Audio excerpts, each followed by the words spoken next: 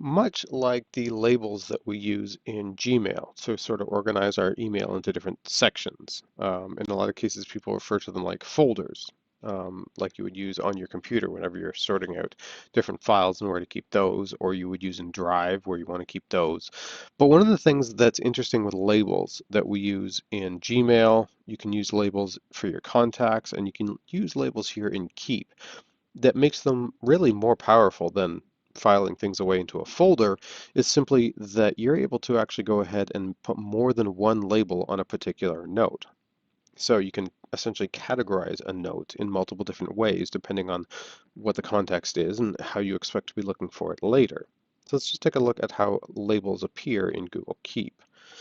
What I've got here going on, if I were to hit the little three lines up in the top corner next to demo, because I'm actually in a label already, it will collapse that side menu for me. So that means I get completely out of the way, and you're actually able to see the labels all disappear there unless I hover on them. So I get a little bit more screen space here. I am squishing it a little bit to get my phone in there as well. There we go. But if I were to go full maximize for just a second, there you go. I'm actually getting 5 rows across, or 5 columns, I should say, of my notes here when it's fully stretched out like that. If I hit this 3 lines to expand the menu, then that's going to get reduced to 4. And because I've crushed my window a little bit further to get my phone on screen here, then of course it's reducing it to 3.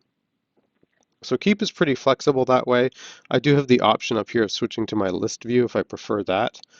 And then of course there's no squishing going on at all. It doesn't matter how big I get it. List view is just a single column no matter what. But for right now, I'm going to go ahead and leave it on this sort of more scattered laid out tile type view.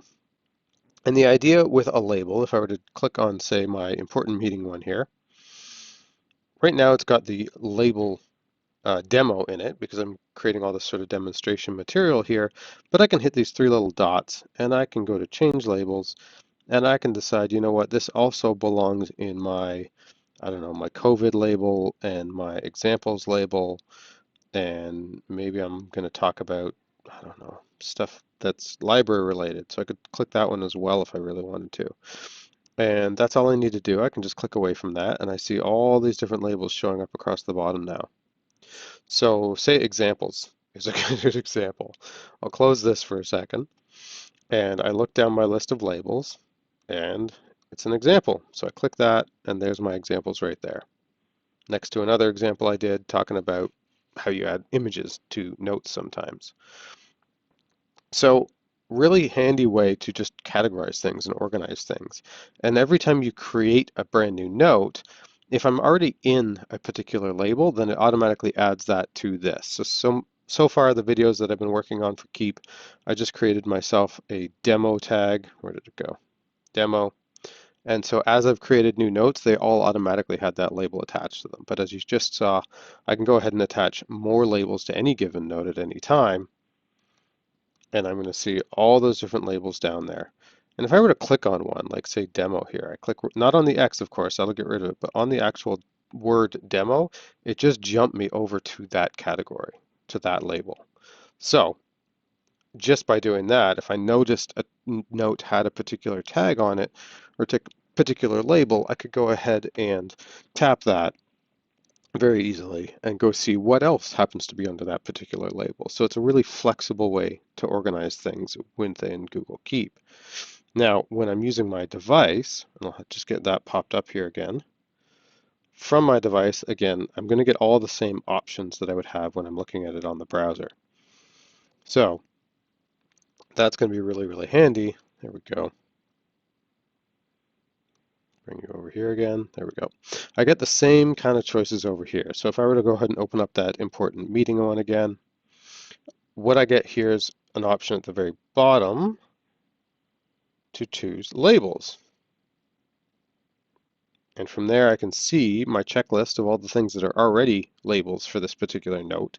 And I can go ahead and add it to, I don't know, Bitmoji as a random one. And that way I'd be able to add that there too. And when I'm done, I just hit the little back button. And now I can see those different labels. And just like before, I can actually tap them. So if I tap examples right now, Oh, it actually, sorry, it brings me to the list for me to go ahead and add and remove. So if I want to find different labels on my device here, I'm going to hit the little back arrow. I'm going to hit that menu, and the menu is going to give me that large selection of different um, labels to choose from again. So if I was looking for, say, examples, I can tap on that examples one, and up comes my important meeting, and then, of course, the photo without a tooth.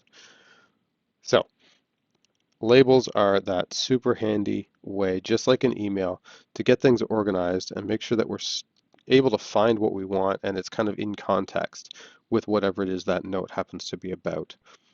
But the beautiful part about those labels is that there are multiple contexts sometimes. A note could be tagged as a checklist, it could be tagged as a rubric, it could be tagged as, I mean, 5, 6 different things depending on what it is that it's related to and why you took that particular note. But it's going to make searching for it and finding it a whole lot easier down the road.